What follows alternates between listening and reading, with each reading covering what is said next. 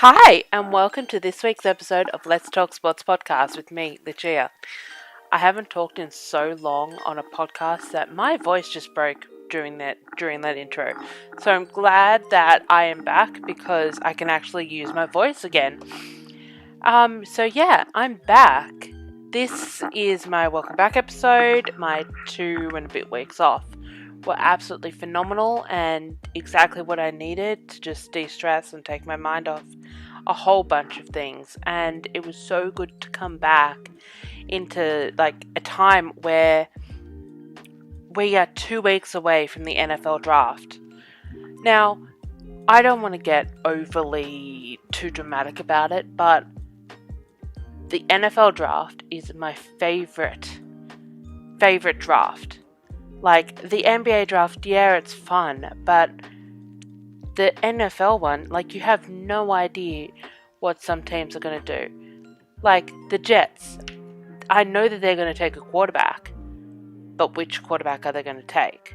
Are they going to take Zach Wilson, who seemed to have come out of nowhere, or are they going to take Justin Fields, who was presumed number 2 quarterback for the entirety of the college football season last year, and even flirted with number 1 over Trevor Lawrence.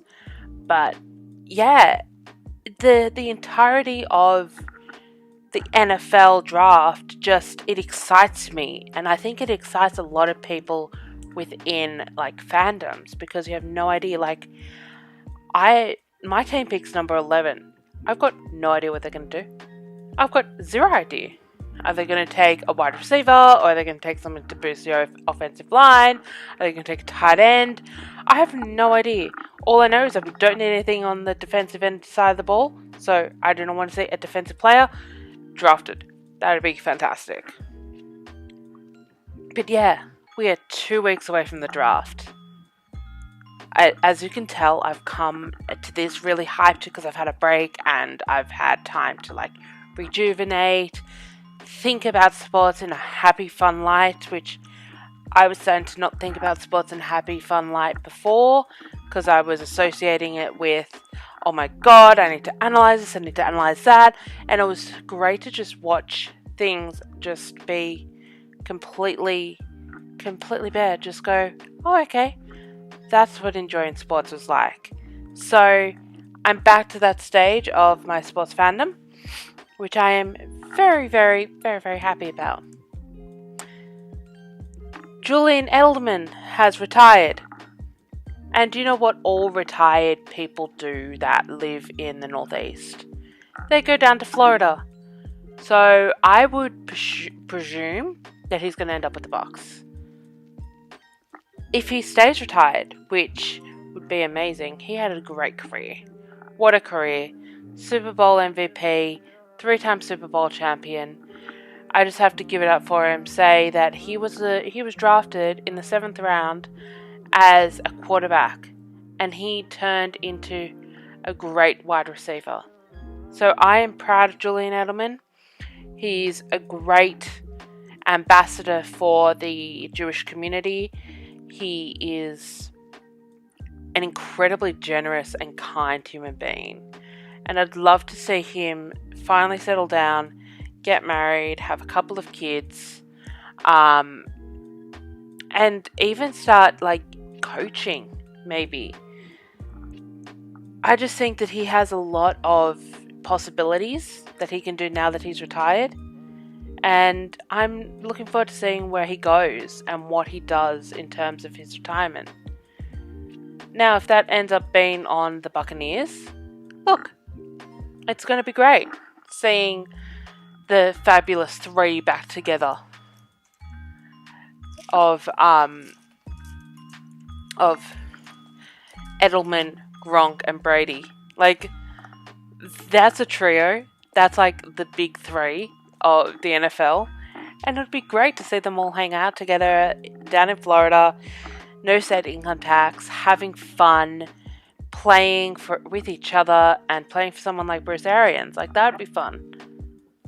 But for now, he's retired, and I'm happy that he is.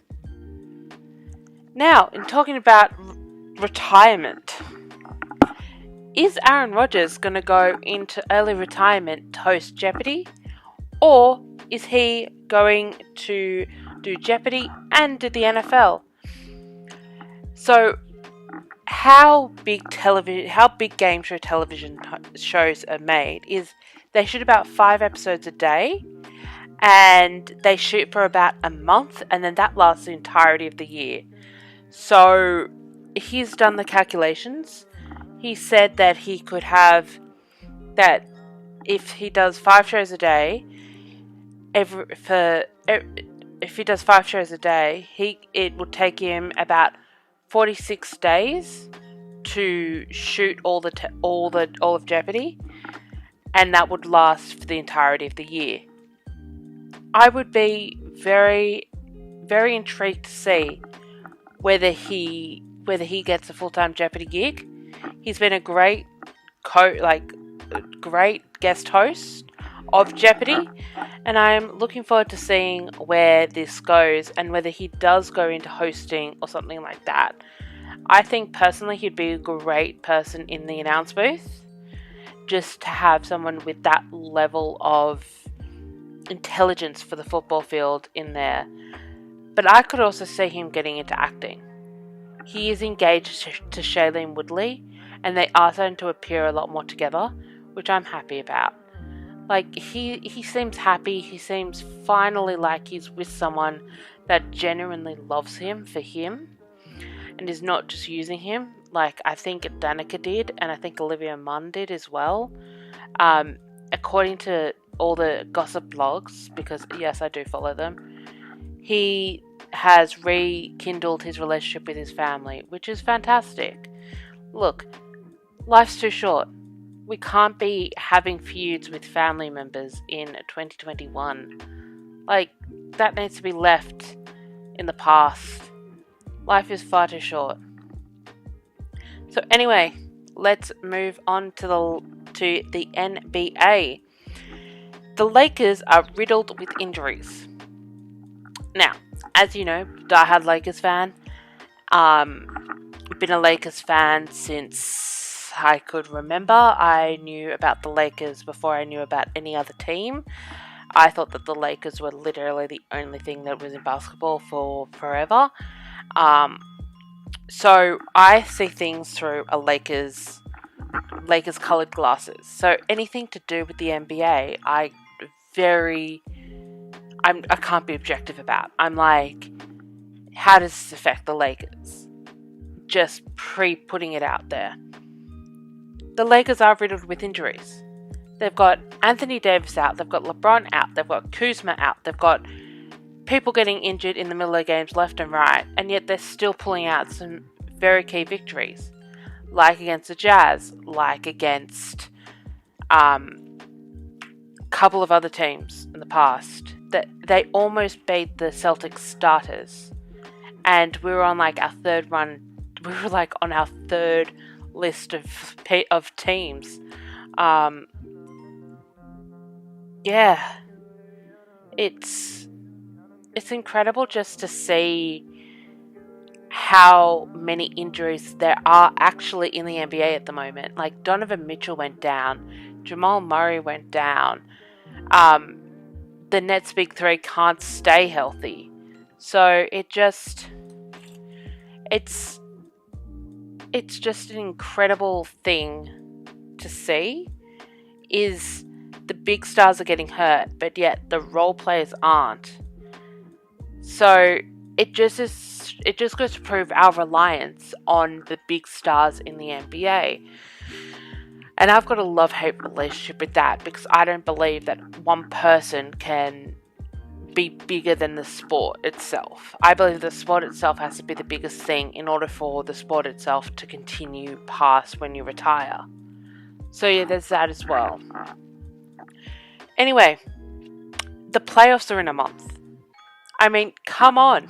We're about to head off into playoff basketball with the play-in tournament, which a lot of good teams are flirting with the play-in tournament. So that's weird to think about. One of those teams is the Lakers, and I'm like, please, Anthony Davis needs to get back like ASAP. But yeah, the playoffs are in a month, and one of the teams that are trying to push towards the playoffs are the New York Knicks.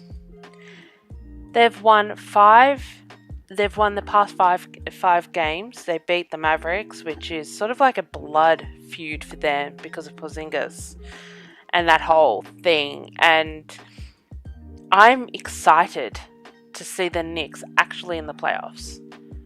Like, the Knicks fan has been the hardest fan because I've had so much hope and then it's just been dashed. So much hope, then it's been dashed. Then so much hope, and then it's been dashed. So being a Knicks fan is hard. I get why Knicks fans are like anything positive and wanting to go away from anything negative to do with the team. I get that.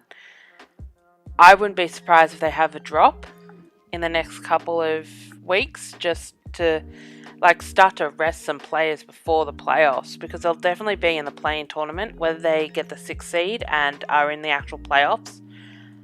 That would be amazing if they're actually in the playoffs, not the play-in tournament. That would be amazing. Although I do want a Knicks round. That would be pretty cool. Are the NBA refs doing too much? We have seen far too many ejections over this short period of time. Since my birthday, which was 10 days ago, we have seen about 4 ejections happen. And I don't know whether the refs are deciding that they want to be the stars, but it's not going to work. The NBA works best when the refs aren't involved. And the refs are making far too many major decisions and getting too many people ejected. So the refs need to stand back. Fall back. You're not the main priority. The stars are the main priority. Yes. So that's my advice to the refs, is to just stay back. The MLB has started. And I don't know whether it's just because over Christmas I actually started to get into listening to Dodgers podcasts and Yankees podcasts, but I'm actually starting to understand baseball. And I never did before. I never really understood baseball before. But now I actually am. I'm understanding pitch count, at-bats, and all that sort of terminology that I didn't get before. I'm now actually starting to enjoy it. So, Dodgers are off to a hot start. So, as you know, I only care about the Dodgers because I'm a Dodgers fan. So, yeah, I'm so looking forward to watching more baseball. So, the NBA game of the week. The Suns versus the 76ers. This is a top of both the West and the East clash. The Suns are currently at 2nd place, and the 76ers are currently 1st in the East. So this is going to be great to see this would be great for the Suns to see where they are. To see how Chris Paul and